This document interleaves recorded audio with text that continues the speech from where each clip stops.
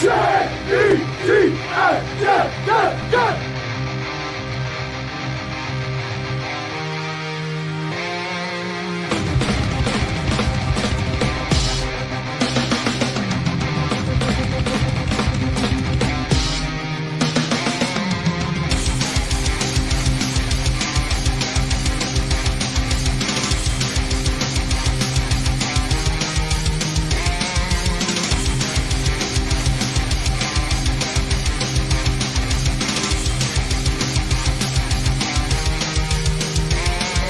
job today, man. One at a time, and we'll get the job done. Y'all know what to say. On three. 1, 2, 3. And the home of the Jets.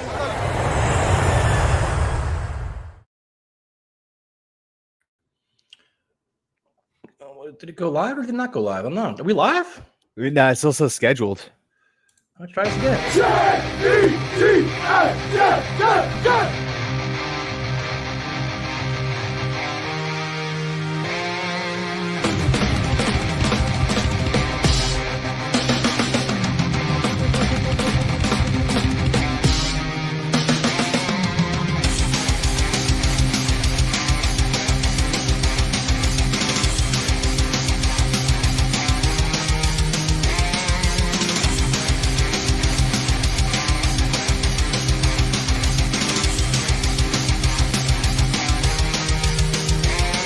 Good job today, man. One at a time, and we'll get the job done. Y'all know what to say. On three. 1, 2, 3. And the home of the Jets.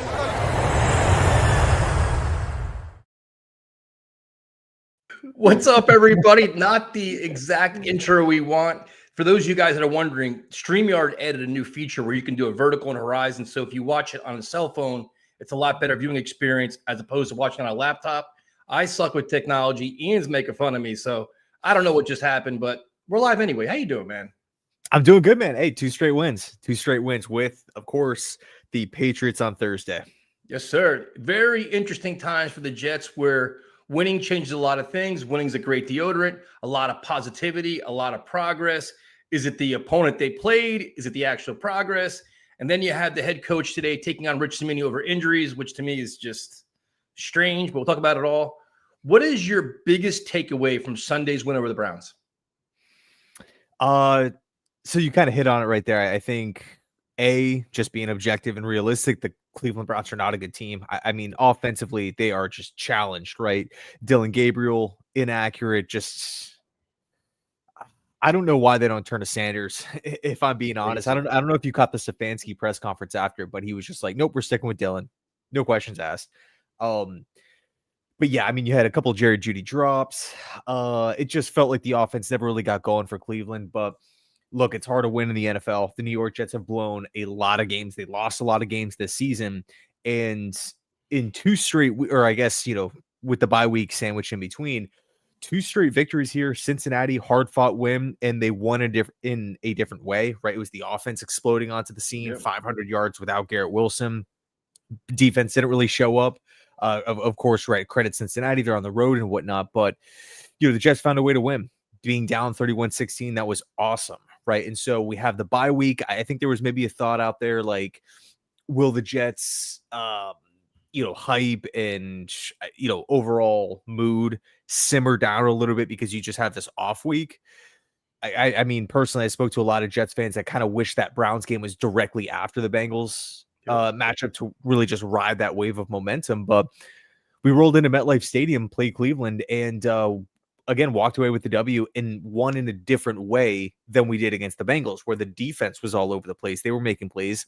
And of course, credit special teams, between the 2 returns to Nick Folk, that pretty much accounted for at least 20 points, if I'm not mistaken. So, the offense was pretty much no show outside of Breece Hall, but a win is a win, and I will take it. You got to give them a lot of credit because they're coming off a bye week. They're coming off the trade deadline with all the chaos of the trade deadline where you could be like, a team could fold. They no more Sauce, no more Quinn. And maybe they're kind of like, I'm ready to give up on this. And they didn't, dude. They came out and they fought. Special teams was huge. Defense, Will McDonald looked great, which was, refreshing. Brownlee kind of struggled, but it was a good team effort.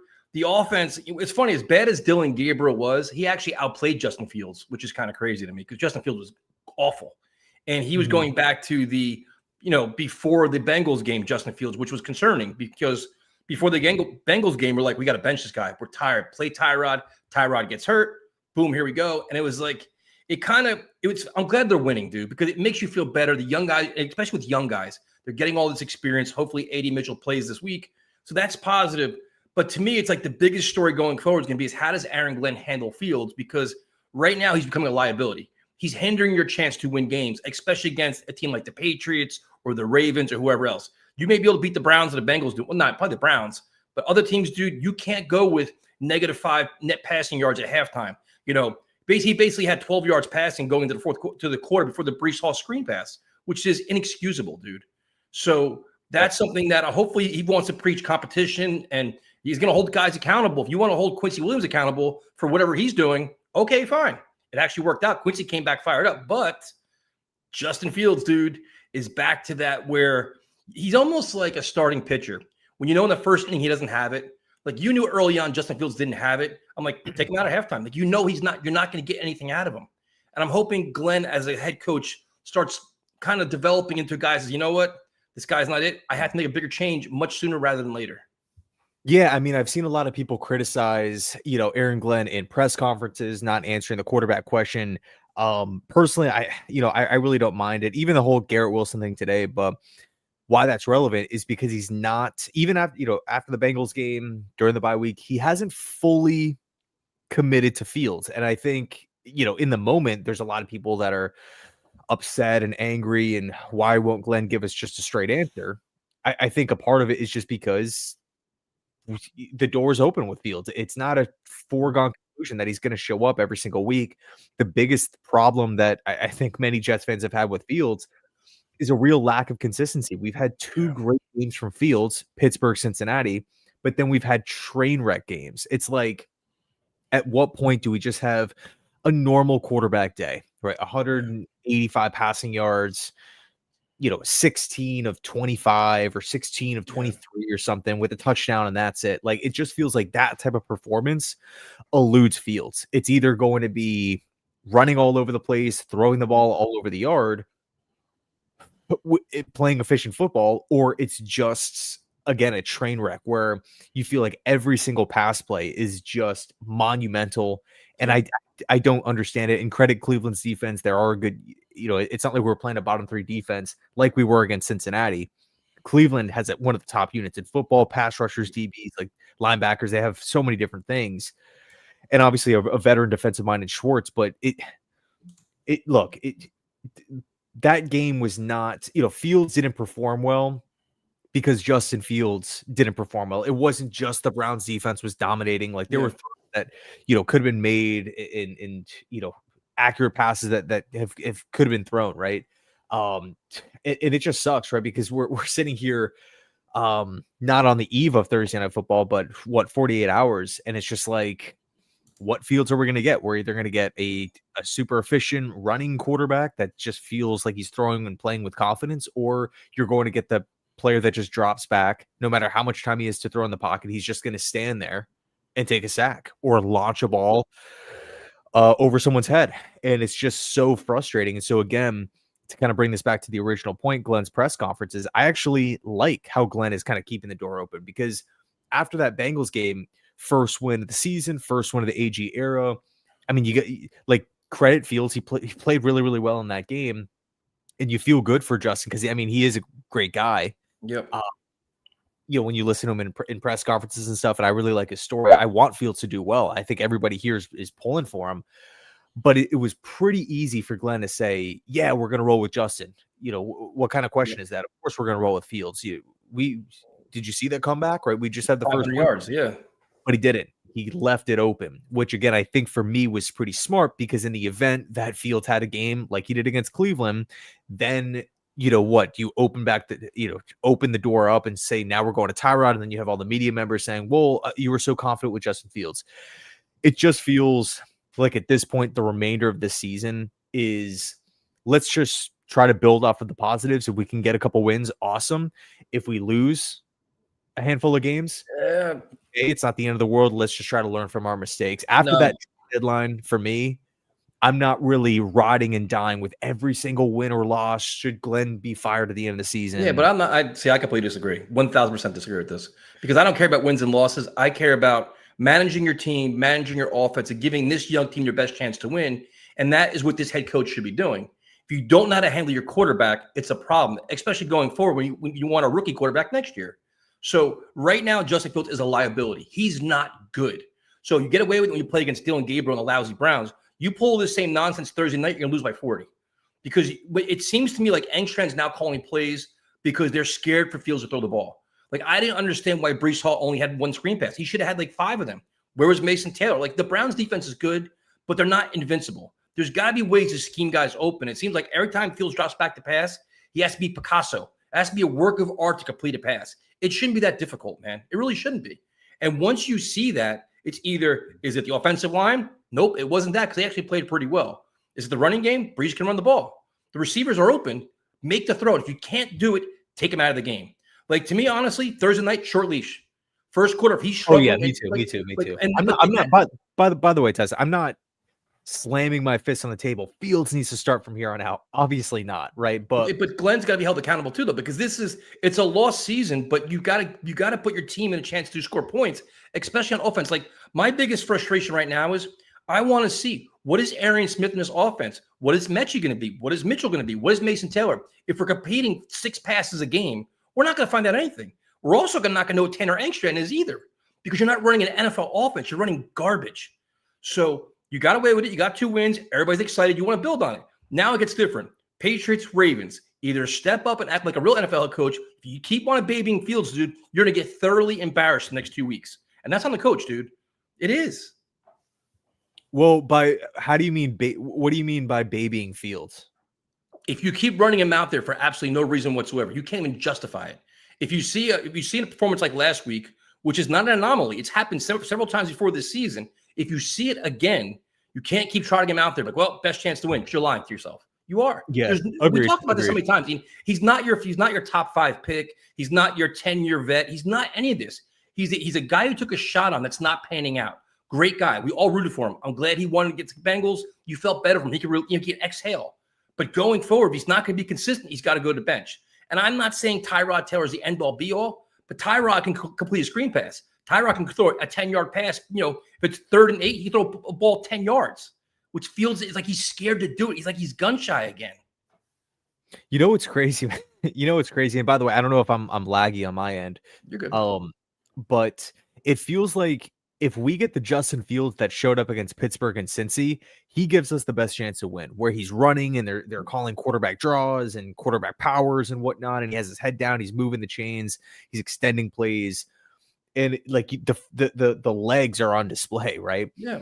But if it's not that type of Fields, then the answer is just Taylor gives us the best chance to win because he can actually complete passes. Yep. And you at least have some level of consistency with Taylor getting in and out of the pocket, being able to just drop back normally. If he needs to extend, he can sometimes squirm his way free and, find someone open. But, and it's not like I'm with you, it's not to say that Tyrod is the perfect quarterback or he's some, top guy in football. But I think at this point in time, sorry, go ahead. To your point, I got a question for you, though. Does that fall on Engstrand and Glenn for your scripted plays to start the game? I agree with you, but it seems like once he starts running around, he completes a couple passes, he gets a little confident. He's like, all right, he gets in the flow of the game. Is there some kind of blame to be assigned to Engstrand and say, listen, man, you guys have, well, not this week, but you have scripted plays. You practice literally all week to start the game off. 15 plays, 20 plays. Make them the ones he loves to do the most or gets him the most comfortable, and then do something. Is it on them too? Some fault? You're talking about Fields specifically? Yep. Yeah.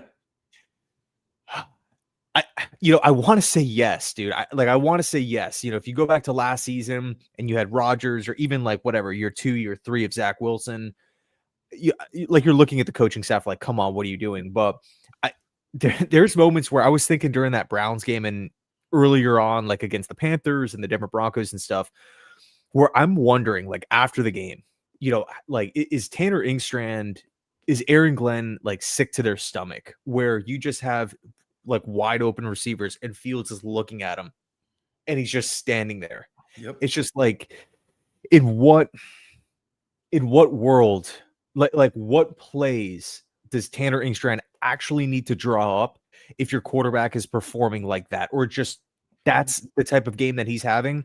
What can you possibly call outside of like Bill Belichick, Mac Jones running the football literally every down against the Buffalo Bills a couple years ago? Or what was that? Probably like four years ago, where they had no faith in Mac to throw. So they're literally going to hand the ball off every down.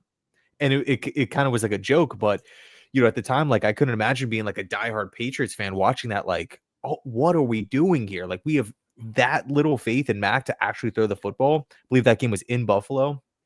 But again, if you're Tanner and you're rewatching the tape, and it's not to say that Tanner's perfect, because there's moments, there's questionable play calls and whatnot, but they've tried the quick passing, they've tried the quick bubble screens, they've tried the quick the slants and whatnot, and it's just not working, right? It's just not working the majority of the time. And I think that's the thing with Field that is just so mind-blowing, is sometimes it is there, but the majority of the time it isn't. And to your point earlier, you can kind of tell what the game is going to be early on. Like, by the end of the first quarter, what Fields you're going to be getting.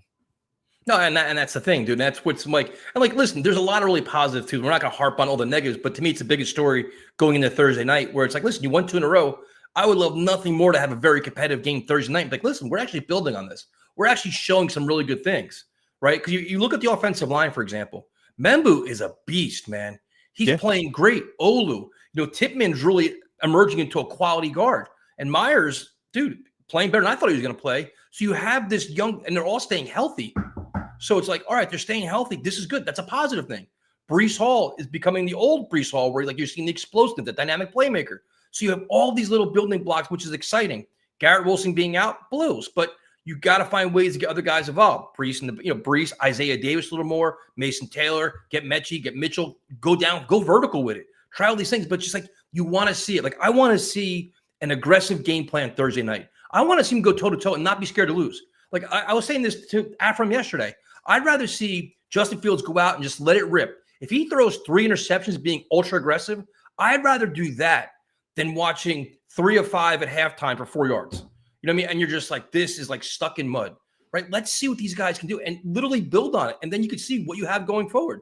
Because wouldn't the worst thing be if we're 4 weeks from now and you're like, man, I wonder what Mechie is. I wonder what Mitchell is. Still haven't seen anything from Arian Smith. Like, it'd be like, in this lost season, you're losing the chance to evaluate all these guys. And that's my biggest frustration. Now it's on the prime time stage, man, where you want to at least don't get embarrassed. Yeah, and in the defense of Tyrod Taylor, starting him, you at least have the veteran option there, to where it's like, hey, if he needs to come in the second quarter in a midweek game on Thursday, short week to prepare, and everything that goes into Thursday Night Football, which, yeah, I personally can't stand Thursday Night Football. Like, as a fan, I enjoy watching it, but as a player, I would hate it.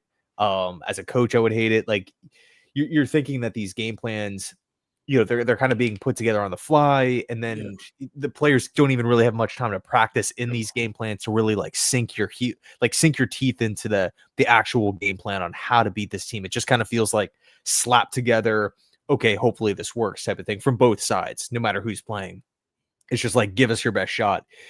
But again, in the event that Fields is out there just, airmailing passes or not throwing the ball or taking these bad sacks with time to throw, I'm going to Taylor. And if I'm Glenn, I just don't really have much. I saw the question or Zach Wilson's name get mentioned here in the chat. The thing is with Zach, it's like they kept rolling him out there because they made him the 2nd overall pick, and they continued to say that he was the franchise. He's the franchise quarterback. It's Zach's team. We're going to build the team around him and give him every chance to prove it on the field. And to a certain degree, that is the right approach, right? You don't draft a guy up at the top of the draft and then dump him after a year. Right. Like, that to me is just not smart. But I think one of the reasons why we stuck with Zach and just continue to roll him out there, even though he wasn't ready to play, was because he was the guy. With Justin, he's not on a 6-year deal. He's not guaranteed $100 million. He was not even drafted by this team. Like, not even a mid-round pick or a day 3 pick. Like, the Jets have no ties allegiance to Fields, in my opinion. It was a trial run. It's either going to work and he could turn into the next whatever, Darnold, Baker, the next reclamation project, or it's not going to work. And then the Jets are like, okay, well, if it doesn't work, well, we're out $30 million, which is, what, 20th or 21st as far as overall highest paid quarterbacks in football. So to me, it's literally just like, hey, this is our best option for this offseason, or for this upcoming season. Let's give it a shot. If it doesn't work out, okay, we're not out a lot of money. We're not out a big draft pick, and we're going to move forward with someone else in the offseason. And the way he's playing right now, if I'm being completely honest, he's not even my bridge quarterback next year. He's not. Like, there's everybody, like, we all want to talk about quarterbacks like next year, Mendoza, Simpson, whatever else, which we can. And I'll answer this question next. But right now, the way Justin Fields is playing, I've seen enough where it's like next year, you're not the mentor for the rookie quarterback. You're not the veteran bridge. We need a guy to actually pass the goddamn football. Seriously, like whoever it is, like, and it's probably not Tyrock. He's hurt. He's a little bit older, but find somebody, a competent veteran that can just complete passes. You know what I mean? And let this kid learn from that, because he's not giving you a chance to win. He's not giving you a chance to compete most times. Yeah, well, that assumes that we go the draft route. And there's still, some buzz, Damian Woody, a couple other people suggesting, hey, I got my list. Yeah, let's maybe package a pick or two or three and target a veteran quarterback that could be on the move. So, that's a big rabbit hole. I mean, we could probably do the whole rest of the show about do you that. Agree, though? Do you agree that the way Justin Fields has played, he's played his way off this team next year? Yes, but there's still a lot of football left. Look, Friday morning, Thursday's in a couple of days here. If Friday morning we have 3 wins on the season, Justin Fields has beaten New England before in New England. Like, it sounds, crazy, but it's, and also for what it's worth, like this season specifically, if you look at like the Vegas odds, the Vegas lines and stuff, they are all over the place. I mean, you have like 9-point favorites, 10, 12-point favorites that are getting blown out. Like, it makes no sense. So I think it just speaks to the parity in the, in the National Football League right now. I mean, you have good teams that will blow out an opponent that's better than them. Look and then Dolphins. The following week, they'll get humiliated. Yeah, look at the Dolphins beating Buffalo. Or like Carolina is just this Jekyll and Hyde team, beating a great team, then losing to a horrible team, and then beating a great team. And then, it's just this back and forth. So I'm not going to rule anything out. At some point, New England's win streak has to come to an end. Like, I just sign me up. Yeah, they're going to go, 14-2, 15-2, whatever. No, I mean, it's still going to be a difficult matchup. But all I'm saying is, hey, if Fields goes out there and doesn't stink up the joint, I mean, winning is one thing. But if he plays competent football, I don't want to just say, boom, he's guaranteed to be off the team next season. But I think if I had to take a guess right now, yeah, he's not going to be a Jet. So now, one big argument with Jet fans over the last 3 days has been, stop winning games because we need a top 3 pick to get our quarterback. And to me, right now, I think at the state where this team is right now, with the culture they're trying to establish, all these young players, all these young pieces, I think these wins are actually important. Winning for this team is important, so they're getting some reward for all their hard work, and all, like, they're dealing with so much scrutiny and all the same old Jets, everything else. I think getting the wins for young teams is actually kind of important. I think it's a good thing. What is your thought on that? And are you concerned that, say, the Jets win 5 games this year? Or are you worried that they're going to be picking, say, 9th or 10th, and they can't get their quarterback? Because I honestly think they can still get their guy. Like, I'm not in, like, sell my whole world for Fernando Mendoza world right now. I'm not tanking for Mendoza on November 11th. I'm just not doing that.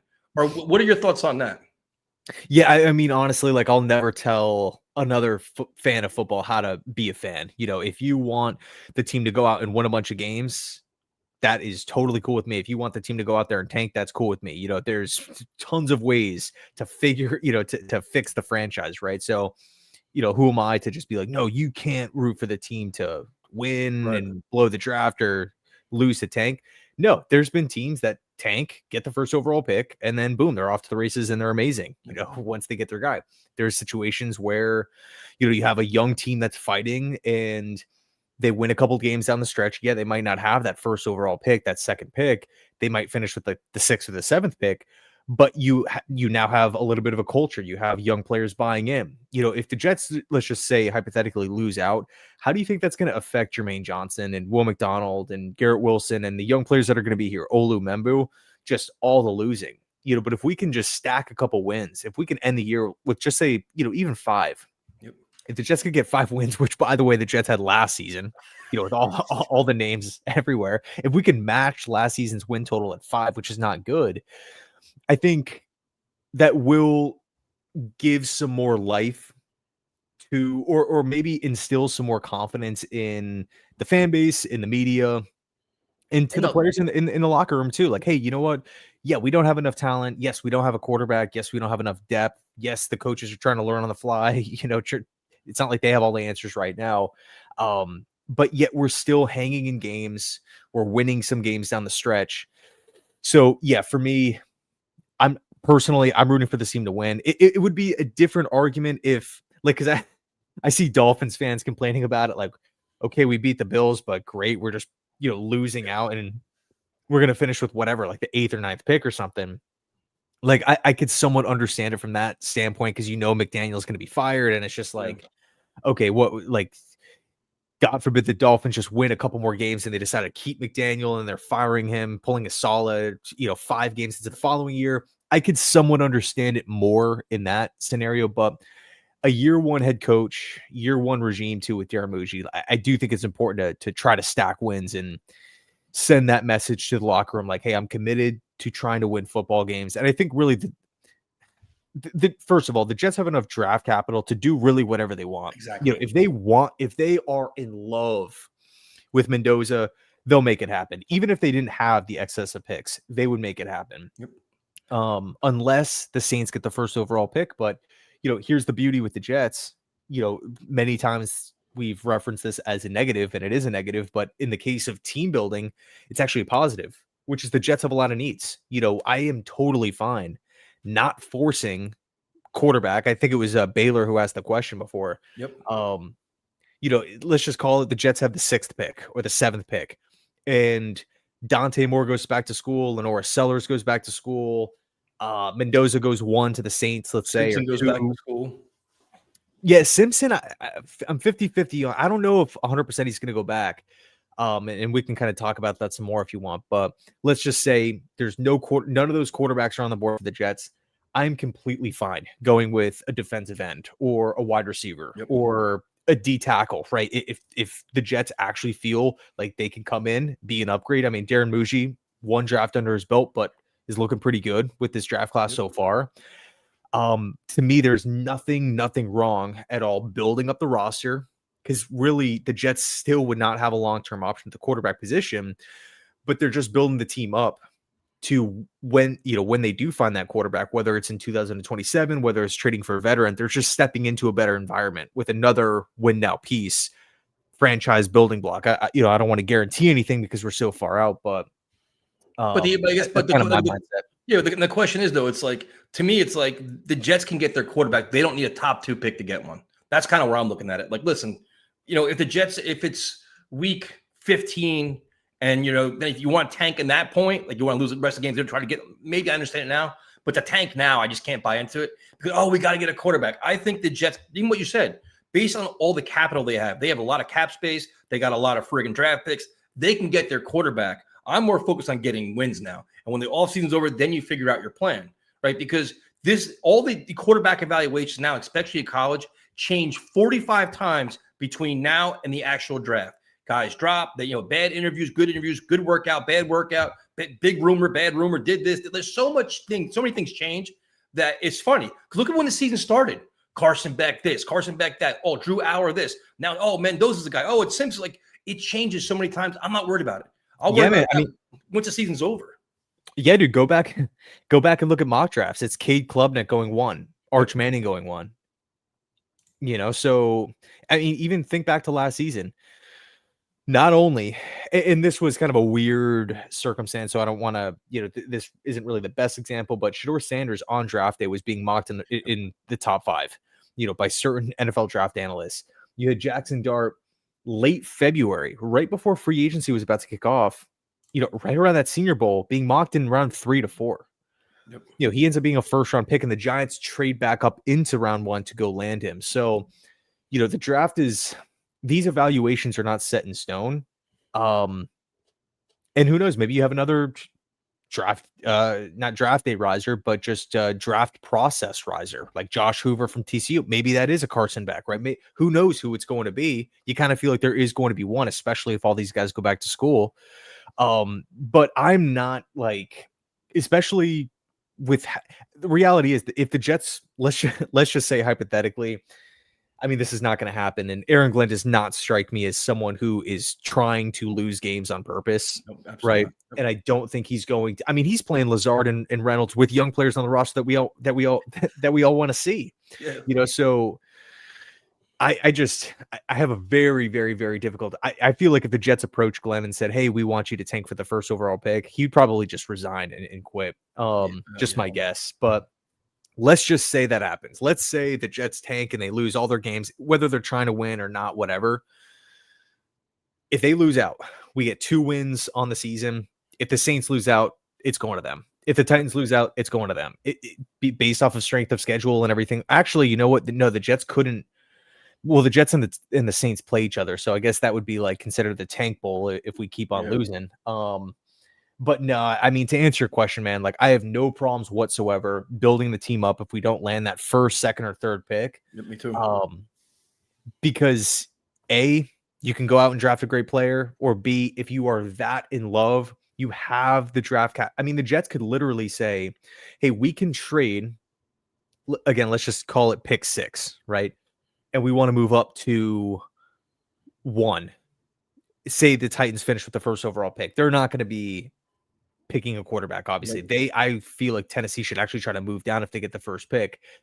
And it's this bidding war between the Saints and the Jets. The Jets have more capital. They can literally say, "Hey, we can offer you 6, our first round pick from this season, a second round pick from in this class, and 2 more first round picks in the following year." Not saying I would do that, but just as a hypothetical, and be right back at square one with the amount of picks by not, you still have a second, you still have your first overall pick this season, you still have a first round pick next season.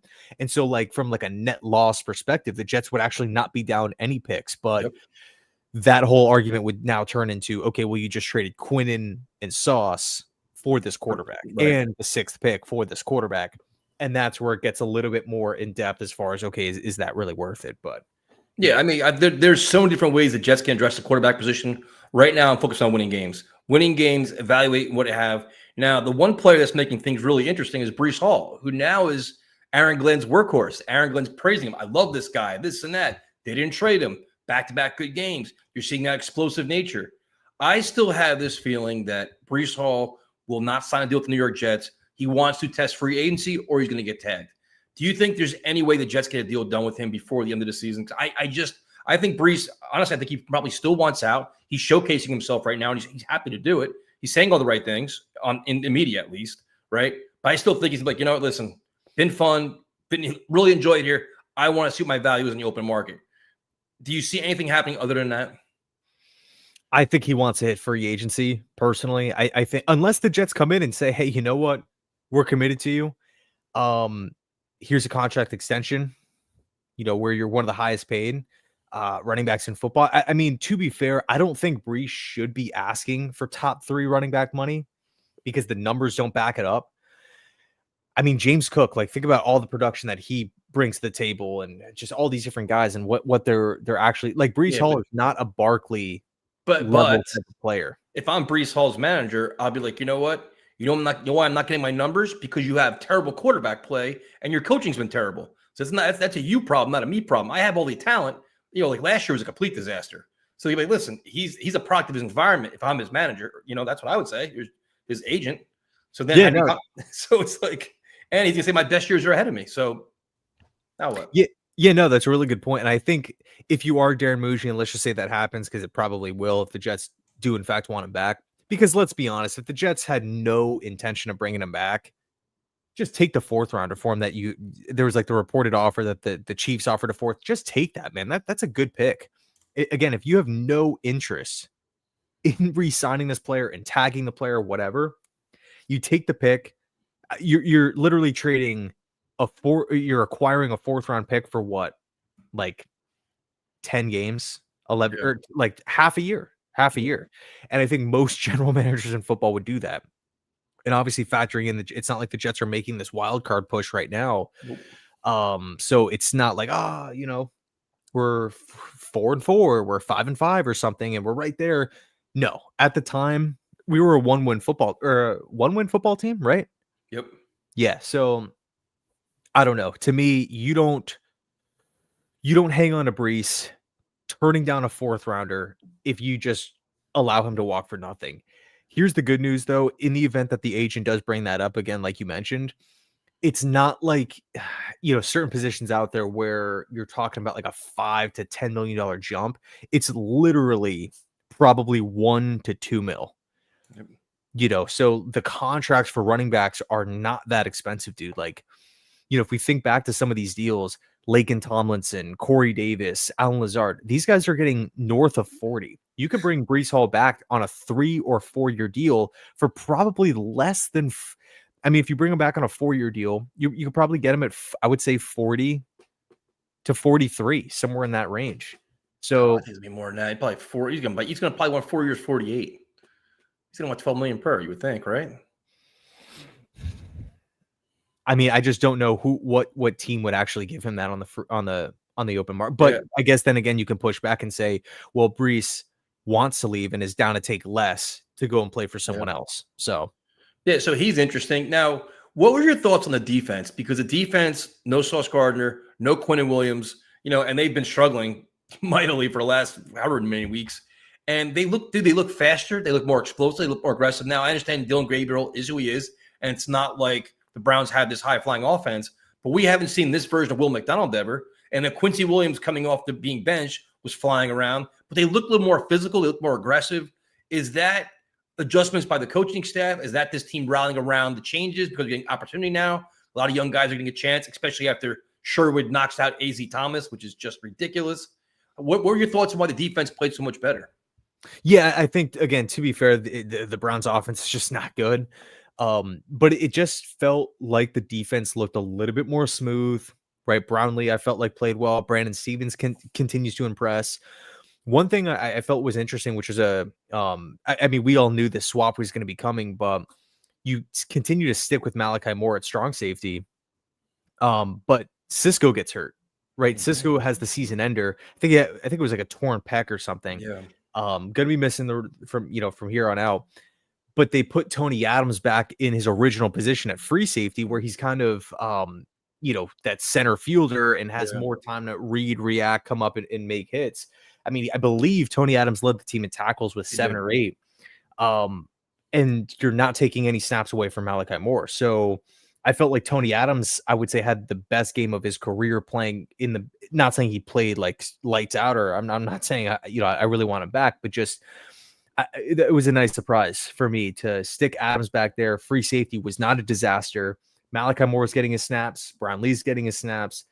Honestly, I'm disappointed that AZ got hurt right when I think it was Sherwood that hit him. I'm like, dude, it just sucks. And when they kept panning over to AZ on the sideline, it just looked like he was like just bummed. Like, this is his first opportunity. He's not even going to be out there.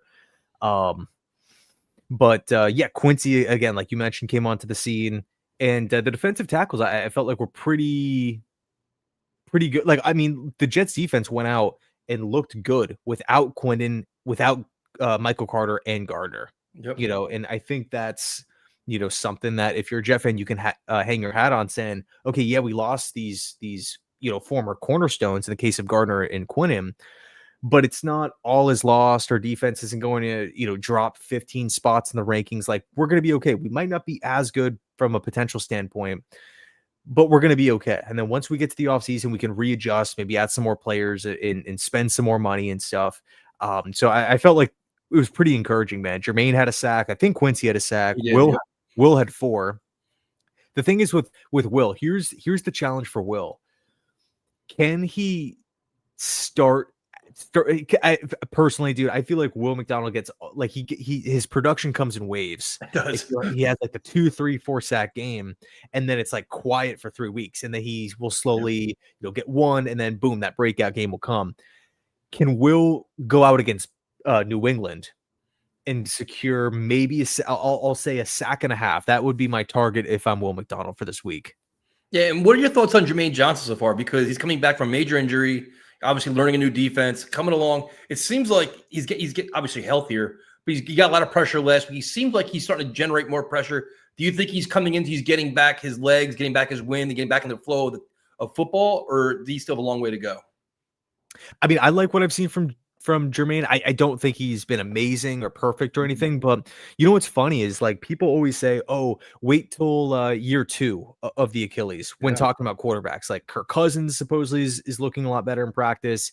Aaron Rodgers is supposedly looking a lot better, right? Being able to move around quicker, bounce around, better than the first season back from the Achilles.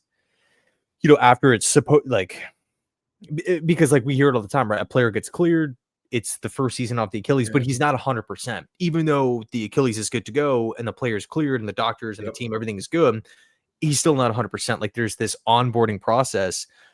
But for some reason, like that argument only ever gets brought up when talking about quarterbacks. But in a position like defensive end where you're pushing off of that foot, you're going up against offensive linemen, you're going backwards, you're rushing the passer and trying to stop the run, you're trying to shoot out to the sidelines to go out and attack swing pass catchers, just all these different things, all this pivoting, rushing, stopping, it's just everything.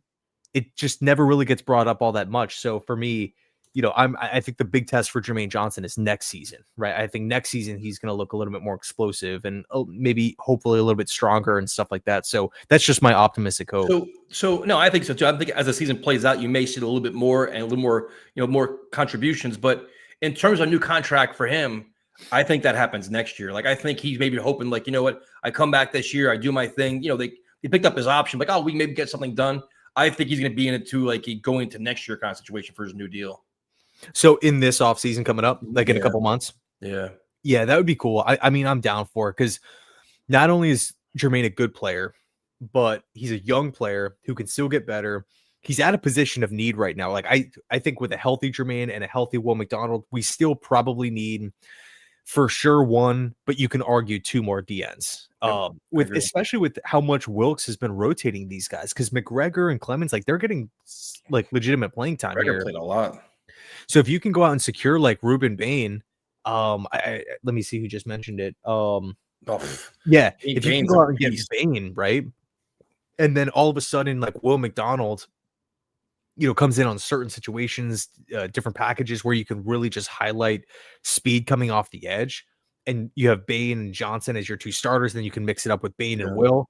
Like there's a lot of that gives you a lot of flexibility. Dude, Ruben Bain is 270 pounds, and he is extremely strong. He's not like so he might not test well at the combine, which could hurt his stock, like as far as like explosion off the line, quickness and arm length and stuff. But dude, from a strength perspective, like he is like a bull, man. He just charges offensive linemen backwards. Such a strong player. So yeah, it's something to think about. But not only do you have all those physical things with Jermaine, but you also have like the leadership and him being a vocal leader on the field. Like you kind of feel like the players look to Jermaine like, hey, can you lead us? Especially if Quincy's not going to be back, man. No Quinnen. I don't really feel like Gardner was ever a leader for this Jets team, but Quinnen definitely was. Quincy Quincy might leave though. So I don't know. Jermaine is just someone who I don't want the Jets to burn that bridge. All right, so we have Jets Patriots Thursday Night Football, primetime stage. What are the Jets' keys to victory? Where can they shock the world? I think the spread's it's 11.5, right, or 12. It's a lot. It's a pretty big point spread. What are the ways for the Jets to actually stay in this game and surprise a lot of people? Give me 2 on offense, 2 on defense. Sorry, my cat's running around like crazy. I would say you gotta feed him, man. Dude, offensively. I feel like we kind of say it every week, but if Justin Fields, like if they're calling these quarterback draws, these quarterback powers where it's just direct snap to Fields and he's moving up the field, or he, cuts out to the left, cuts out to the right, maybe has a running back behind him just to do an option play, or an option within that play, I should say. I think you could catch New England off guard, because the Jets, as much as Fields is good, it is. Sorry, my cat's having a sneezing fit. The window's open. as much as Fields is good at that, the Jets just don't really do it. So if you want to almost call like a similar game to Pittsburgh, where you're just keeping the ball on the ground, you're not risking the INTs, and it's just Fields running all over the place, and you're really putting the emphasis on the New England Patriots defense to, spy Fields, come up and make plays, play downhill. Hopefully that could then open up the passing attack in the second half. That's just, I think if I was a coach, that would be my plan of attack. Yeah, I mean, I'm looking at that. I'm looking at Let's Talk Cats radio. I'm looking at, like, I know they want to run the ball. Obviously, they're going to try to do all kinds of, Breece Hall this, Breece Hall that. That's great. But, like, I come out trying to throw the ball, dude. You got to try to find a way to change it up and just get everybody in rhythm and get the New England defense off balance. You have to, whether it's Mason Taylor, just try it. At least act like you want to be throwing the football, right? And it's risky with Fields because he's not the most consistent of throwers. But I'd rather take that approach, man. Even with, though, no Garrett, Mitchell and Mechie still trying to work their way in. You're still coming out throwing. 100%. My fear is I just don't want the Jets to get down early where it's like the Jets maybe hand the ball off, throw, incomplete, punt the ball back, or God forbid a pick six or an INT, and all of a sudden they're down 10-0 with 3 minutes left in the first. Yeah, but I'd rather in full on panic mode. I'd rather do. I don't want to see run third and long punt twice in a row. You're down 10-0 anyway because your offense has 3 yards and 2 drives.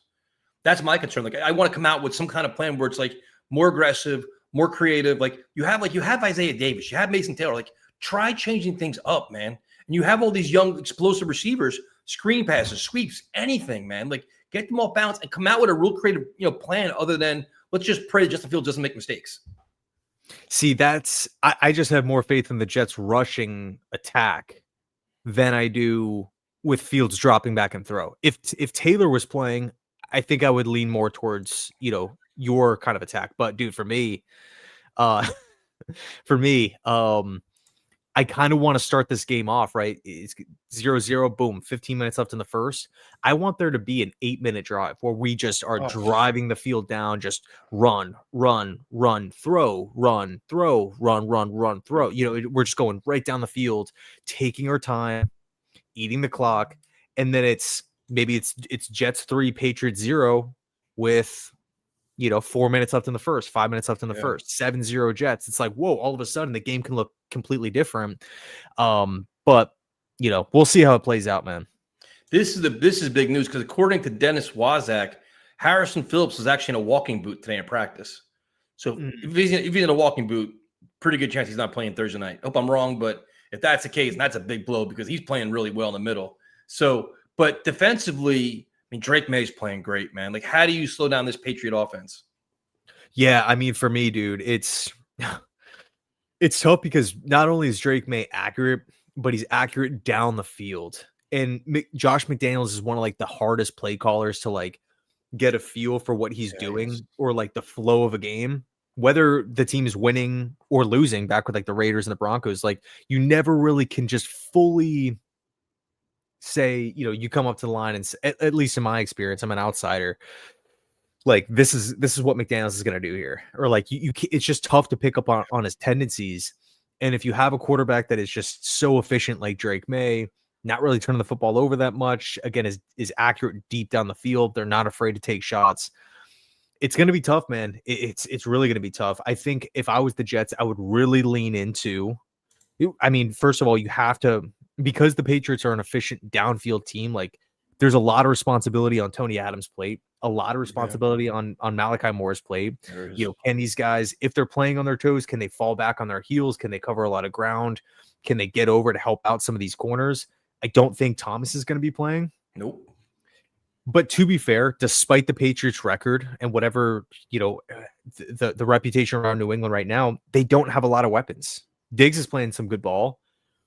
But, you got Henderson, you got Stevenson at running back. But I look at the wide receiving core. I still think they should be trying to make a full court press to go land a wide receiver one in the offseason. I was actually shocked that they didn't trade for Jacoby Myers. He's like, I'm a guy. Me too. He ends up going to Jackson. I mean, who knows? Maybe Jacksonville overpaid because of the Travis Hunter injury. But, I figured New England would definitely add one more wide receiver, and they didn't. So, I don't know. I think, because that was what the rumor was. It's Patriots are calling this team, they're calling this team, they're calling this team. Like they were desperately looking for some more help for Drake. So if you're Steve Wilkes and you can kind of, I mean, it's a big ask, but if you're playing like a lot of bump and run coverage and you have Stevens on one side, I'm going to assume it's either going to be Brownlee at outside and maybe Malachi Moore in the slot, or Probably Diggers on the outside and Brownlee's going to stick in the slot. I guess you could probably just look into like percentages on how much New England targets the slot, and you can kind of mix Brownlee in and out, even though that's a lot it's a lot to ask for him, in my opinion. But yeah, I guess plan defensively, lots of bump and run coverage, try to knock these wide receivers off rhythm, try to get them just shaken a little bit physically, mentally, and then hopefully you can win in the trenches with your defensive line. Without Quinnen and Harrison Phillips, I think it's going to be tough to stop the run. But here's the positive though: a lot of snaps for Mozzie Smith. Yeah, no, it's going to be interesting, man. I don't know how. Like, I want to see him be competitive. Like, see if they can get pressure somehow. It'd be nice. You see another big game for Will McDonald, another big game for Jermaine. I thought Brownlee didn't play all that well last week. He had a lot of penalties. Like, he was just one of his off games, which I think he actually admitted after the game. But it's all right, man. You can rewatch it. It's okay. It's going to be interesting, man. I'm just really curious to see how the Jets attack this game. Like, what's their approach in this game? Like, obviously, you want to be physical, and special teams has been incredible. Like, we talked about, first-time coordinators, and Banjo's been phenomenal. And you have, and Isaiah Williams, dude, you remember me. I wanted to cut friggin' 3 weeks ago. I thought he was horrendous.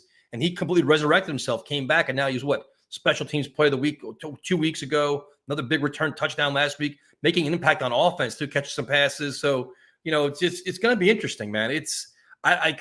My heart tells me they're going to get blown out like 40-10, and it's a laugher in the fourth quarter because of just the matchups, the injuries the Jets have, no Garrett Wilson. Harrison Phillips out's a big issue, and I have absolutely no faith whatsoever in Justin Fields. But the other part of me is like, maybe this is the one game they surprise us where they know they're huge underdogs, division rival. Maybe they can rally around it. But I think a lot of things would have to happen in their favor that's not usual. You know what I mean? Yeah, no, I feel that. And that's kind of why I was talking about before, like running the ball, shortening the game. If you could go on a 7-8 minute drive with your first possession of the game, whether the Patriots have the lead, whether it's 0-0, whatever, and the Jets receive, if you look up, 8 minutes has gone by, but we're already, the majority, it's what time's the game? 8:15 or something. Yeah. If it's, 8:30, like in real time, and you look up and there's 3 minutes left in the first, you're like, dude, this game is freaking flying. Why is that the case? Because the Jets are they're chipping away, they're running the ball, they're keeping it on the ground, and there's not inefficient plays. There's not plays going backwards. There's not incompletions. There's not turnovers. There's not, guys stepping out of bounds and stuff like that. It's just constant clock moving, just like we saw against Pittsburgh, man. Yep. So now here's a good question. Even like that. Sorry, go ahead. We need Shade Falco. Even that first drive against the Dolphins, where they were just running the ball.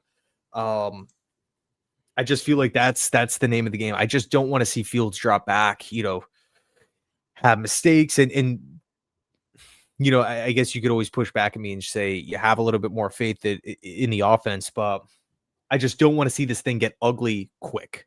And I think if we start dropping back and throwing, like Christian, like the Patriots defense, Mike Vrabel defensive mind, like they're going to be, I don't know if like you look at the majority of the games, man, like defenses play pretty well against Justin Fields when he's not running, when he's dropping back in the pocket. Like for the most part, defenses have success. I think it's pretty safe to assume that, a Patriots team that has beaten Tampa in Tampa, beaten Buffalo in Buffalo, they can handle Justin Fields at home if they're dropping back and they're having him throw without Garrett Wilson. All right. So at one point this season, the Jets were winless, and everybody thought Aaron Glenn was the worst coach in the NFL, and he could be a one and done. Now they've won back-to-back games. Do you think Aaron Glenn has improved? Like, do you think there's legitimate improvement, and this slow ship is actually turning a little bit? Or is this a product of two very bad opponents? I don't want to just pin it on the opponents and say, oh, these guys suck, because, Cincinnati has more wins than the Jets. The week before the Jet game, they just were hanging points on Pittsburgh left and right. And like we were talking about before, it's a week-to-week league. New Orleans just got their win, or got another win over Carolina.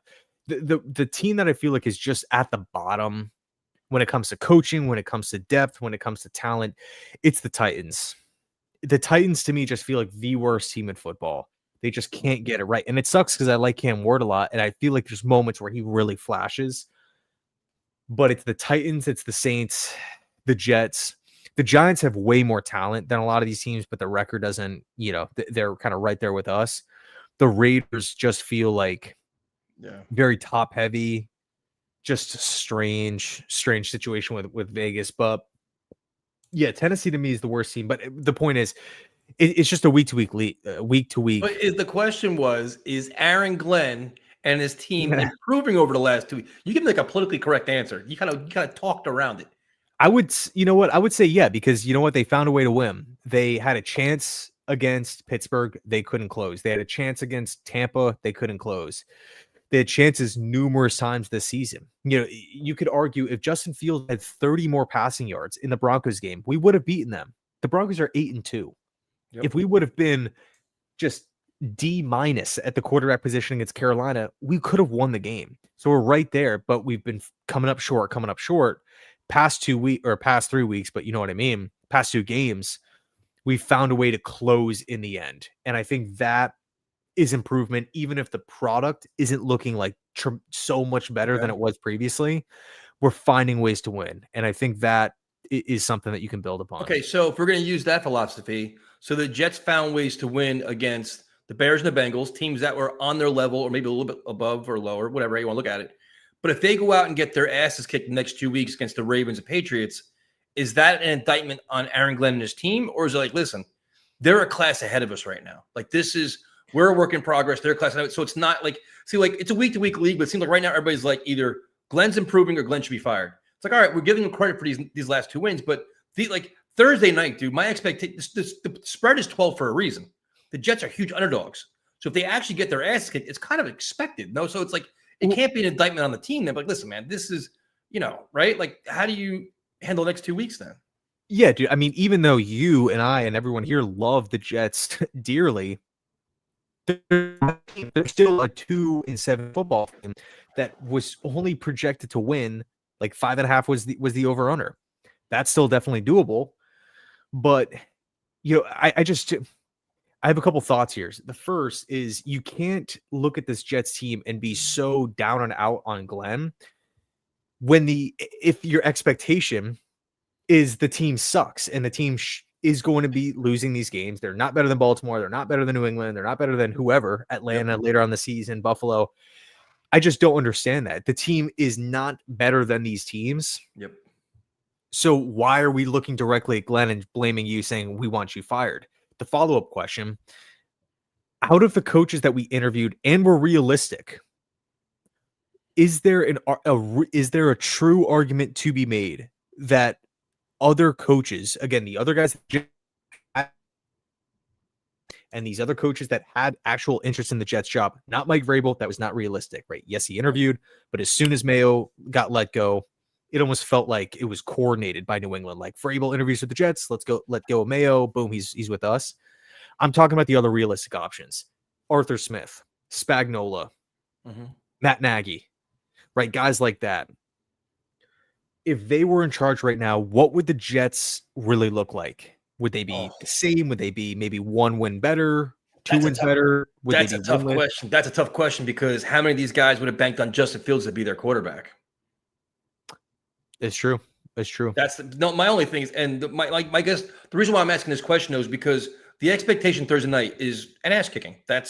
We want to be competitive. We want to win the game. It's great. But like, if somebody said, listen, man, you have to bet this game. I'm betting the Jets lose by more than 15. That's what I would bet because the matchups don't match up for me. The quarterback, the coach, the injuries on the Jets, no Garrett Wilson, Harris, really, all these things just don't make sense where the Jets should not win this game. So if that actually happens, can we really be mad? Like, listen, this is kind of expected. Like, don't have 45 penalties. Don't have 17 turnovers. Like, don't do stupid things.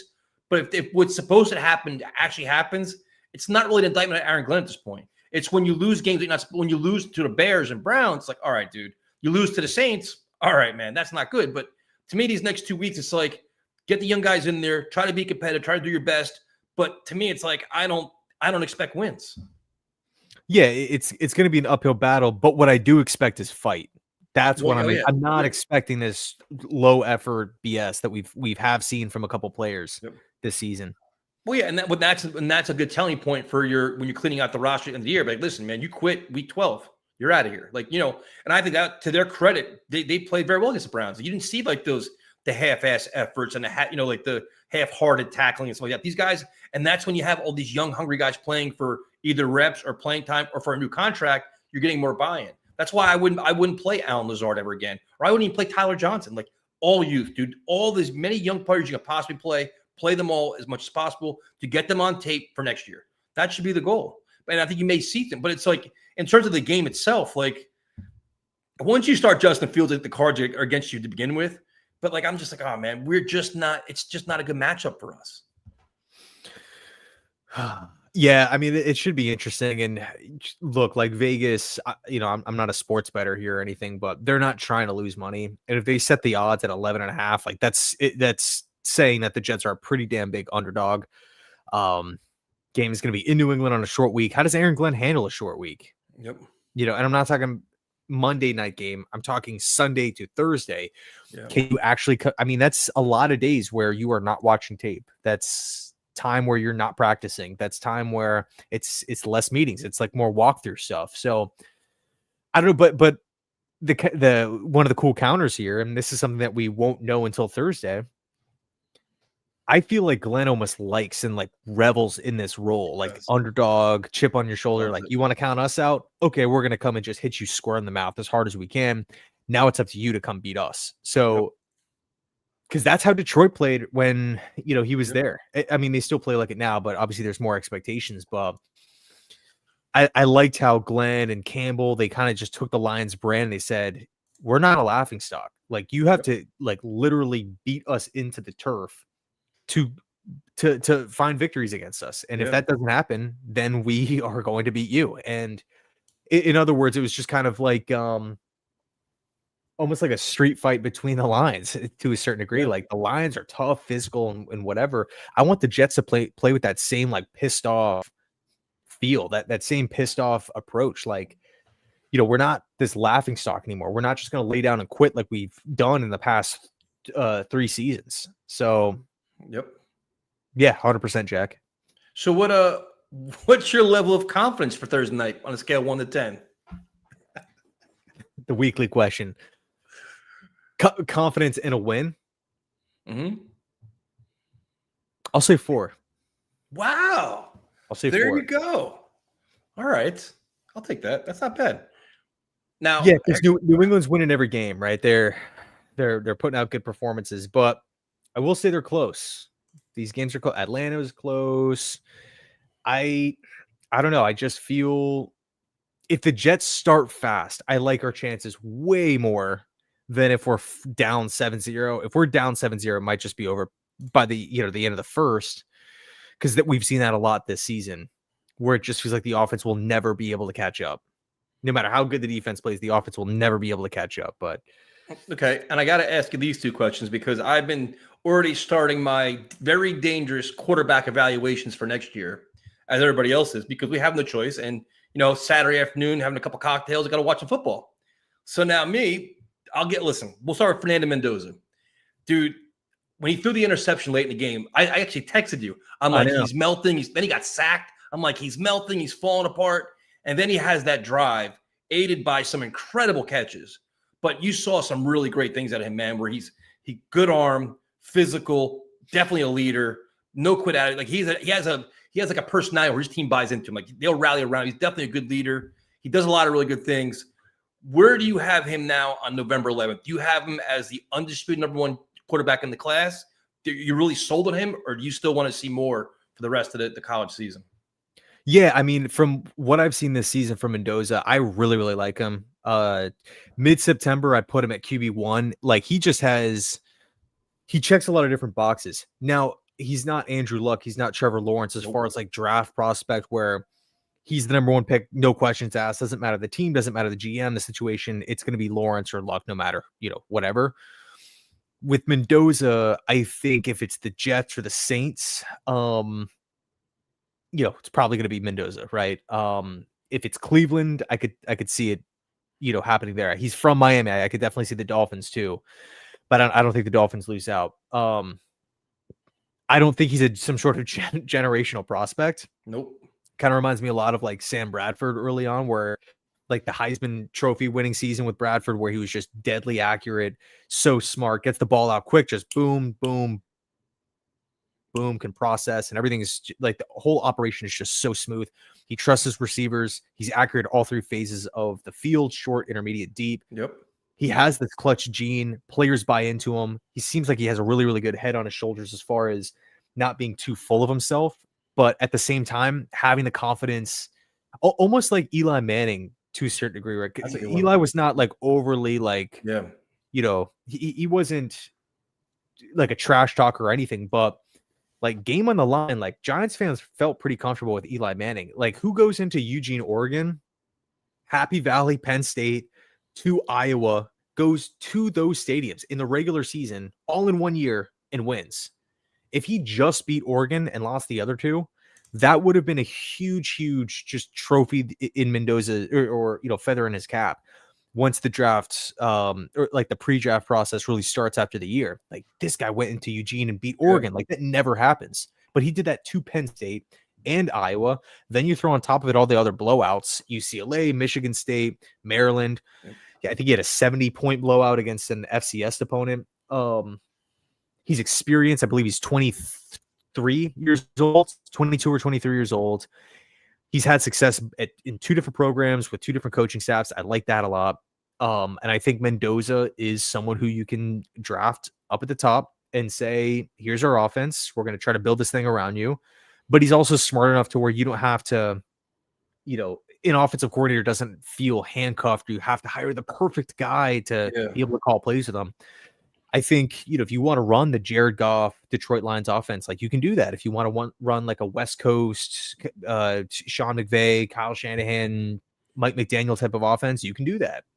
I probably wouldn't be calling a lot of quarterback running stuff, obviously, although Mendoza can run. But I like Mendoza a lot, man. I think if he's on the board where the Jets are picking, it would be very difficult, assuming we don't make a veteran move in the offseason, to say we're going to pass. How do you have him as evaluated to last year's quarterback class?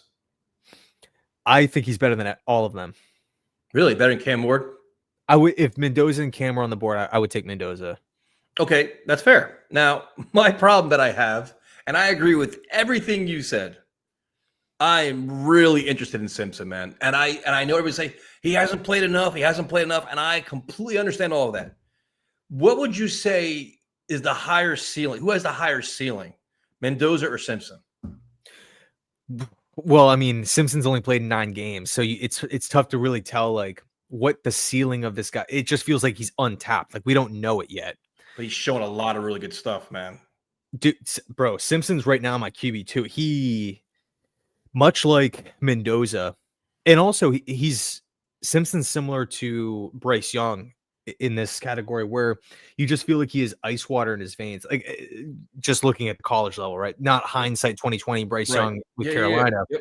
But dude, like 4th down and 8, 4th down and 12 in Missouri, in Georgia, 3rd and goal, like big time critical situations, a 2-minute drive to end the game, or 2-minute drive before halftime. Like he is hitting these tough throws, tight window throws down the field, over the middle of the field, not bailing out of the pocket early. Will just hang in there, stick in the pocket, and just fire, look down the barrel of the gun and footballs in critical must-have situations. And you can't throw better footballs, dude. Like he's just been on fire. You texted me about Simpson too. And obviously the Bama plays a tougher schedule. You kind of have like just like the power 2 conference, right? You get the Big Ten and the SEC. Kind of feels like the ACC and the Big 12 are just at a lower level. Unfortunately, but would you say like? And I'm listening. I know. I understand everybody likes Mendoza. I do. I'm just saying if you have a Simpson, say you draft him for example, right? is he if you have to have him sit for a year and learn and watch and groom him for a year, I wouldn't even hate that, dude. Like that would be fine for me. No, not at all. But I'm saying if that was some people are saying, well, if you get him, you know, he can't play right away, dude. I don't care. That's why you have a bridge quarterback next year anyway. Like the position with the Jets right now is I don't want any quarterback coming here having to start week 1 next year. I don't care who it is, Mendoza, Simpson, whatever guy you pick. They can compete for it. If they win it, great. But have a competent NFL quarterback here already that they've got to show you something. And if they're not ready, it's okay. But Simpson is, dude, dude, he's got some legit talent. I just think I don't know, like he had that more, I guess the more star factor. Could that be a burst? Like he could be boom or bust, right? But I think if you're looking for that, you want that elite level talent. He could emerge into that. Do you think Mendoza can do that? When you say elite level talent, what are you saying? Are you saying like Ty Simpson can be the next Josh Allen? Lamar, not play style wise, but like, you know, just like top 5 quarterback, boom. Not Simpson. like you say, like, yeah, like you're saying like these guys could be like, you know, above a game manager. I think the guy could be like a game breaking talent where he's like, you know, kind of can have an impact like a Jaden Daniels had. Something like just like that game, like a electric kind of player. I don't know if I would go that far. Again, just the 9 games because look at the track record of QBs that haven't started 15 games in college. You have Mitch Trubisky, you have Anthony Richardson, right? Those are the 2 that come to mind in recent years. Sub 20 starts. You're looking at guys like Trey Lance. That's the problem. Kyler Murray did work out. I believe he had 19 starts, but the point is like the track record of drafting QBs high with very minimal starts and forcing them out there early is just not. But that's what I'm saying. If you don't force them out them early and you take a chance on them, like just in our world, the Jets have pick number 3. Mendoza goes 1. Do you feel comfortable taking Simpson at 3 and be like, you know what? You don't have to play year 1. We're going to groom you. Well, Engstrand, of course, is going to do this, but like, would you feel comfortable taking him there and saying, listen, this is not a project, but he's got a little way to go, but he's got that much potential. Take him at 3. Yeah. I mean, I've gotten, you know, angry messages and comments from people because I kind of feel like, or I sound like a stick in the mud where I say like, you know, I'm drafting a quarterback, whatever, at 1, 2, or 3. And if he needs to sit, I'm sitting him for the entire season. I don't care what the media. Yeah, I don't care either. It is, oh, he's the number 1 pick. I want to see him. I don't care what you say. I don't care what this TV show has to say. Like, no, Aaron Glenn has to do because one of the biggest problems with the Jets, dude, we've all seen it. You've seen it longer than I have. There's no patience with like quarterback development at all. There's like been no plan.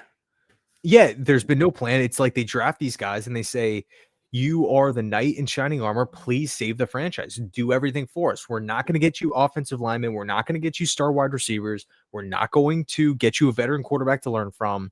We're going to roll you out with maybe a question mark at offensive coordinator or an inexperienced offensive coordinator. And you just have to save us, just like Andrew Luck with the Colts. Be Andrew Luck, please. They did that with Zach. They did that with Darnold. And I'm talking in year 1 where, yeah, of course, like they hit training camp and boom, you're the starter. You don't even have to throw 1 pass. Zach's the guy. Darnold's the guy. He was the 3rd pick, 2nd pick. I don't like that. I don't like it. And sometimes it works, right? And like you have guys like Luck and Justin Herbert start early and they kind of ruin it for everyone else because like that's just the expectation. It's just these guys come in ready to go. But if that happens, right, where Mendoza goes 1 and Simpson goes 3 and we land Simpson, if he's in training camp and he's not ready to go, why throw him out there? That makes no sense at all. To please, yeah, no, you can't to please, you know, these shows and these radio like shows, like it just makes no sense at all. Keep him on the bench until he's ready to play. Ask the question: does he fit the offense? Does he have a good, you know, flow and communication with the OC? Is there like a trust level there? Does he have enough weapons and does he have enough protection? Does he have a running game? If you can check those boxes and say yes, then roll him out there if he feels comfortable. But if you're checking one of those, oh yeah, he fits the system, but he doesn't have receivers and he doesn't have an offensive line, won't have a running game, why put him out there? So, and this is the argument we're going to have, I'm sure, the entire offseason. And I'm sure if Simpson finishes the season strong, I'm going to be off the rails. But if you have that conviction where it's like, listen, not enough starts, I need to see more, I'm not completely sold. Do you say, listen, okay, Mendoza went at 1, We're sitting at 3. As Gary says here, listen, we respect what Simpson could be. We don't want a developmental quarterback at 3. We want a game-breaking talent this year to make an impact. You like you talked about earlier, you get all your stud players this year. You keep building up your team and maybe take a quarterback in the 4th round or something, and then look to the next year to get your quarterback. Would you handle it that way? Because like you said, you don't want to sell your soul for a quarterback and like reach too far just because to get a quarterback just because you need one. You want to have a guy that you have true conviction about. No, absolutely not. That reminds me of like when the Steelers drafted Pickett. Like, we need a quarterback. We'll just take That's this exactly guy. right. Whatever. Not a first round caliber dude. That's not hindsight 2020. Nobody had him in the first round, and they picked him anyway. I don't know if it was like the Pitt connection or whatever, but it felt very like lame duck. Okay, we need one. We'll just take this guy because we like him the best out of the crop. You don't just draft a quarterback because you need one. He actually has to fit, and you need to love him. If Glenn likes Ty Simpson, if Darren Muji likes Ty Simpson, I don't want them to draft him. They need to be in love with them. Now, they don't necessarily need to be like QB1 generational. I mean, look at like where Muji just came from, Denver. They loved Bo Nix. Everyone said he's a second-round guy. And they said, no, we love him. He's our guy. Boom. Michael Penix, right? That was another guy. He was QB 4 or 5 in that class. Top 10 pick because Atlanta loved him. And he signed Kirk Cousins. So if you love the guy, you take him. But to answer your question about the whole, like, should we draft the development, or like if the Jets are on the clock and Simpson, let's just say, is there and they're not convinced of the whole start thing. I think if that's the case, you need to already have that answer figured out in March, like on whether or not you feel comfortable drafting a quarterback that might sit in year 1. Because if you don't, and you're like, we need this rookie to come in and be the day 1 superstar, then just go trade picks and bring in a veteran, or at least a capable bridge quarterback that could potentially win you some games. Here's my big question mark, right? With that whole approach. If we try to go that stopgap route where they're like, we want to build the team up, so we're going to go, let's just call it D-end with the top 5 pick, or let's just say 6 or 7, whatever. And we're going to go wide receiver in the bottom of round 1, or I don't know, safety or something like that. Just another position of need. Build the team up. I'm cool with that. But if they, in the offseason, if they say, oh, the option that we're going to roll out a quarterback is going to be like Flacco or Carson Wentz, I don't think Glenn survives. I don't think he survives the entire second year with the hopes of shooting for a quarterback in 2027, because I don't have any faith in the Jacoby Brissetts, in the Marcus Mariotas, in the Sam Howells, in the Jameis Winston, the Russell Wilson boat. I think if you just don't feel comfortable, if you're Darren Muji, you have to take a bigger swing with a bigger named quarterback. So then to this is, I was getting to this. This is actually Kate would actually ask it. I was going to ask that next. It's like, there is a world where Simpson could go back to school. I still think he's going to be probably the first or second quarterback taken off whatever, how you look at it.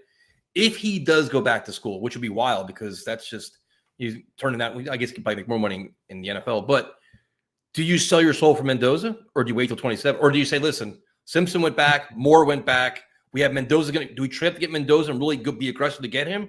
Or say, you know what, we're not one player away. There's other quarterbacks available. We like the following class. How would you handle that then? Yeah, it depends on the price. If we're going from like 2 to 1, 3 to 1, right? Is Mendoza worth it though? Tennessee. Well, if Tennessee's at 1, the Saints are at 2, and they're going to take them at 2, and the Jets are at 3, and Simpson goes back to school, and you feel like we love this guy, like he's our fit, he fits the offense, we love him, and he loves our situation as well. To go from 3 to 1 won't cost that much compared to going from like 9 to 1.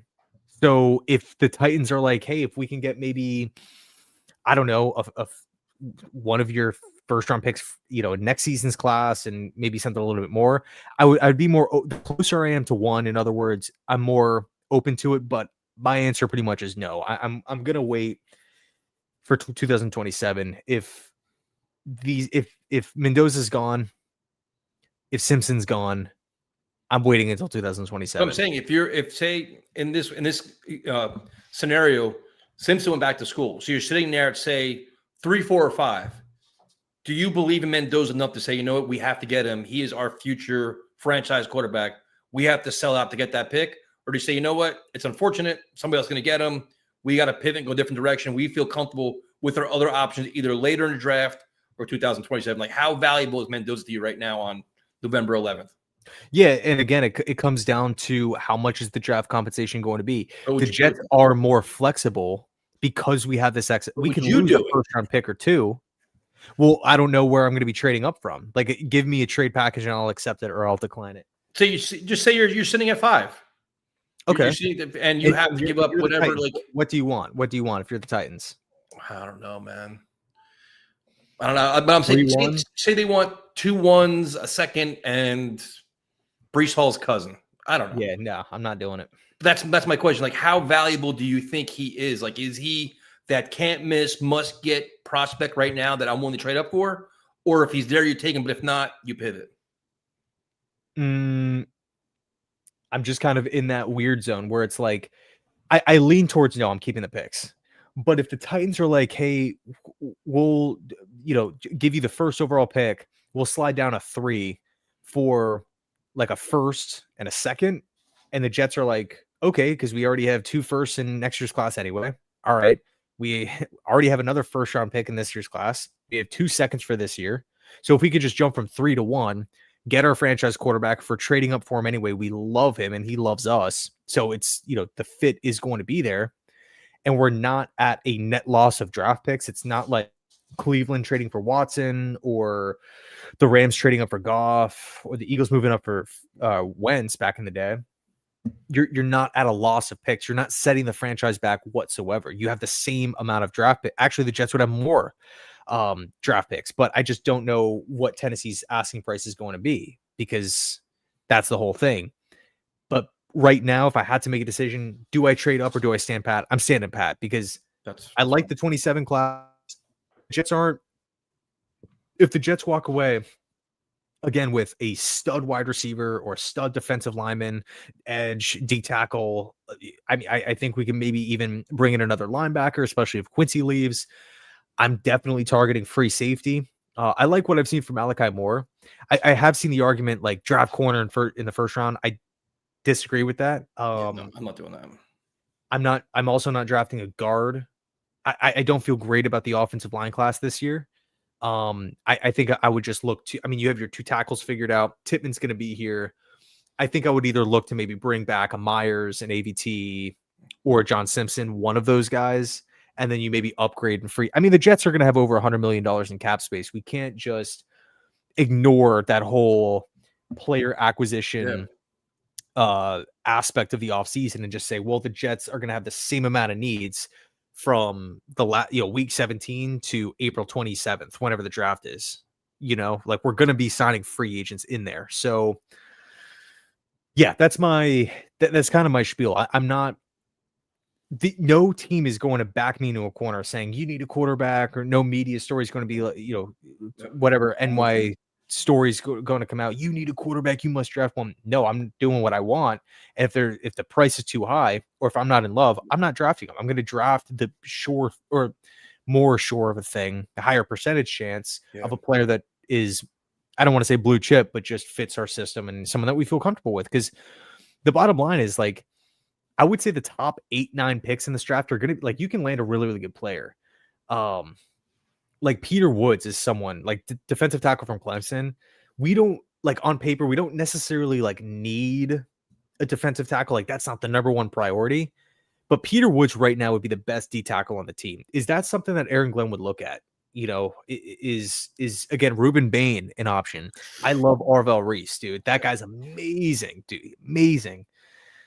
If he's on the board, is a defensive mind in Aaron Glenn and no Mendoza, no Simpson, like, are what people are going to give Glenn an F draft grade because we didn't solve the quarterback position? Like, there's not, I don't know. I don't like, I don't like the pressure of just find a quarterback, start him early, save the job.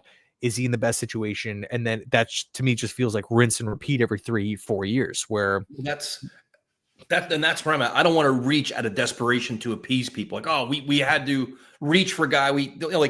if you're all in, if you think Mendoza is that guy, if that's what they truly believe, go for it. I personally wouldn't say I'm mortgaging a lot of draft picks to do that to move up and get him, but that's me now on November 11th. Maybe that changes, but I'm kind of where you're at now. It's like, all right, let's see what happens. But the Jets need a lot of pieces, man. There's a lot of holes in this team at a lot of areas that if you just say, for example, if you address wide receiver and defensive end in the first round next year, okay, 2 huge needs. Like I'm not mad at it because we need a lot of pieces of the puzzle. And if you get quarterback later on, because that's what you evaluate them, like, listen, there's not a huge drop off from 3 to 4. Okay, take a chance. And then next year, draft another one. I don't care. It's about rebuilding your entire organization at this point. Yeah, it's not an instant coffee league, you know? No, but what I was going to say before was, I kind of forgot it. Here's where I don't like that plan, though, again. Yeah, I'm not going to be forced or swayed into taking a quarterback that I don't love, but I at least have to have a viable option for 100%. this upcoming season, because I'm not going to be signing Mariota and then hitting the draft saying to myself, okay, these quarterbacks probably aren't going to be there. We'll go BPA, whatever. I'm cool with that again. But then you start off, OTAs, and it's Mariota, Fields, and Brady Cook. And now you're supposed to last the 17-game season where people want that hard already. But wouldn't that happen in free agency, though? Like, that's something like my plan right now, to be completely honest with you, Tyrod's going to be gone. Justin Fields is going to be gone. We have to go out and get a quality veteran quarterback. That's what we have to get. Like the Jameis Winston's perfect for like the Giants because he's sitting there behind Jackson Dart. Like he's cheap. He got a 2-year deal, something like that. I'd be fine with that, man. Like but like to your point, like I'm not going to have in a guy that I know can't compete at all. Like Russell Wilson right now is completely washed. He's not my quarterback next year because I know he's worthless. Have a guy that can compete with you, like make you competitive while your young quarterback is grooming and learned and takes over that job. Like the expectation is at some point that kid next year will be playing. Could be week 3, 4, 14, who knows? But you have a competitive plan in place, not just washing it out. Like, all right, kid, you bring back a friggin' Tim Boyle or something, Yeah, but the speed bump that you could run into here, the roadblock rather, is you have to feel comfortable with that quarterback for 17 games. It can't be a situation where Winston has 2 bad games and the fan base is like, put the kid in. Because we know the plan. We but this is where, like, first of all, you can't care about the fans. But the plan, everybody externally, like the article. Saying, listen, this is our plan. This is our quarterback. We are not going to rush him in. He's going to play when we think he's ready. Deal with it. And if Jameis Winston, in theory, plays 2 bad games, he plays 2 bad games. So be it. We got to grind that because we are not forcing this kid into action because we've seen it so many times before where it destroys him. That's something where Aaron Glenn's got to be a pain in the ass and be kind of stern about that. Woody Johnson's got to back the F off and be like, no, don't worry about ticket sales. Don't worry about media stories. Don't worry about the pressure. This is the right thing for the team to develop a quarterback the right way, finally.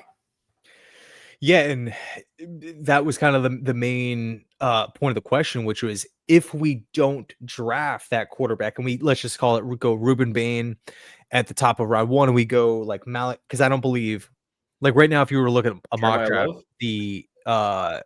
wait, say it again. Jeremiah Love. Dude, he's a beast. If we don't bring Brees back, maybe we could look into it. But I don't, like, if you look at a mock draft right now, it's like the Jets are at 5 and 32. I don't believe the Colts are going to be winning the Super Bowl. I think that second first round pick is probably going to be like 23, 24. Yeah.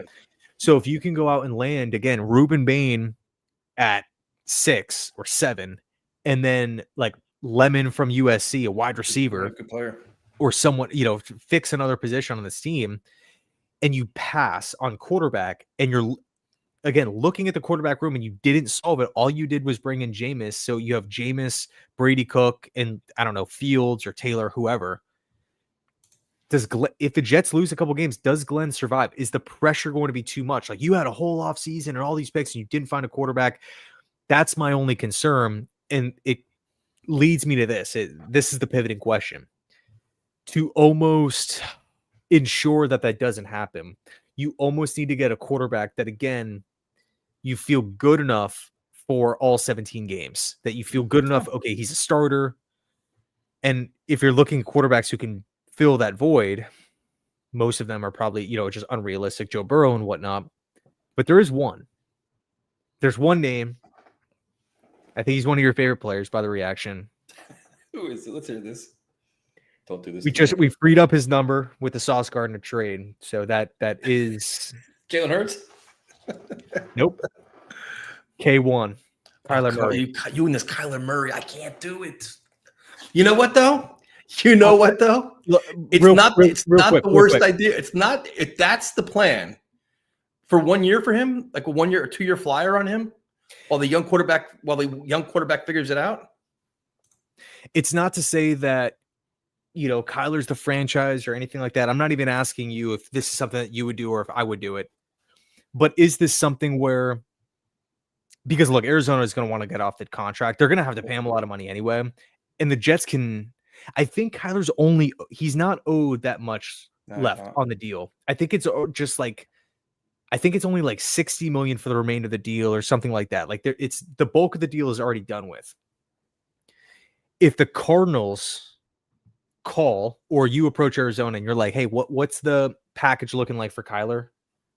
And they say a 2 and a 4, and we have to pay some of this deal with a dead, with the contract situation, and the Jets can still keep their 5 first-round picks, and you go from Fields, Taylor to Kyler, and you have the 3rd pick in the draft and another first and 2 2s and the 3 first-round picks in 27. So it's kind of like, maybe if Kyler pulls a Jared Goff and shows us something, we kind of have our option. At the end of the day, he's 28. Again, I'm not pounding my fist on the table for him saying that this is going to be the guy. This is what the Jets should do. But it's just another avenue that the team could travel down if they're not sold or if they don't get the first pick or maybe look at the rest of the Jets schedule, man. Like we still play Miami. We still play New Orleans. Like we have a couple games in here where, are we really going to finish the season with 2 wins? No. I mean, there's a chance that, like, to trade, like, you would almost have to triple your trade package in overall, like, point value for Mendoza. Like, do you feel more comfortable trading, let's just say, 2 firsts and 2 2s to go from 3 to 1 for Mendoza, or a 2 and a 4 for Kyler Murray, and you keep all your firsts? 2 and 4 and I don't even like Kyler Murray, but 2 and 4 for Kyler Murray. And at least with Murray, like, you can point to games and say, like, okay, like, we kind of know what we're getting here. With the draft, as much as we like these prospects, there's busts every year. So I don't know. Again, it's not me saying this is what we should do. I think it's just an avenue that Aaron Glenn coming in from Detroit, and even too, for what it's worth, this happened before Glenn took over in New Orleans, obviously. But who was the guy that Sean Payton really turned it around in New Orleans with? It was Drew Brees, who was like this, acquisition, this free agent. It was not a top end draft pick, coming in from San Diego. So I don't know. Just something. Mac Jones. Oof. See, Mac Jones. But the problem is, it's like, I think the supporting cast around Mac has to be really good. You look at like the 49ers roster, you're looking at Kyle Shanahan calling plays, you're looking at the Niners defense. Like, he is in a pretty good environment. Granted, he has some injuries that, well, not him, but like around him that he has to deal with. It's not like he has the perfect team. And also, if the Jets really wanted him, they could have just signed him last year.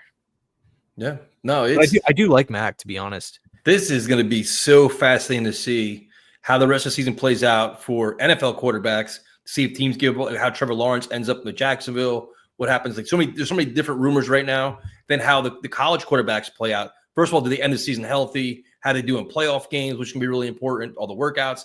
There's so many different, it's going to be interesting, man. It's just like, but the one thing is the Jets have options. So it's not like they have to tank out to get their quarterback. They have a million options to do. And it's going to be, and if you send me one more Kyler Murray picture, dude, I'm going to kill you. Just I was thinking about, like, I wonder how long it's going to take you to actually get like annoyed. And then I think I stopped because I'm like, all right, I don't want to piss him off. I think it's funny. It cracks me up. I'm like, oh my God. I'm like, oh. All right, well, I might pick it back up this week then. I'm going to start my Simpson campaign. Don't worry about it. I'm cool with him too, man. I am cool with Simpson. Although I don't want him to start year 1 if he's the guy. All right. So now that we've had this conversation, you're up to about a 6 confidence level for the Jets Patriots. 8 out of 10. No, sticking with 4. If I don't know, if we can keep the ball on the ground and get up early, I think there's a chance. But yeah, I don't know. We'll see. I'm at a 2.7 right now for Thursday night. So, but somehow this show was an hour and a half. I have no idea how we talked so long tonight about a team that's just only 2 wins, but Thank you guys so much for joining us. We definitely appreciate it. Next week will be on his channel, as we'll be talking about the Jets' shocking win over the Patriots, which will be amazing. And if not, we're talking about all the ways that Aaron Glenn should be fired for the end of the season, right? Is that how this works? Ugh, I don't know. I'm not firing Glenn, man. Not at all. Not at all. But thank you guys for watching. We definitely appreciate it. We'll talk to you next week. Thank you for tolerating all our different scenarios, too, because I was bringing up all kinds of ones to challenge Ian. So talk to you guys later. J-E-T-S,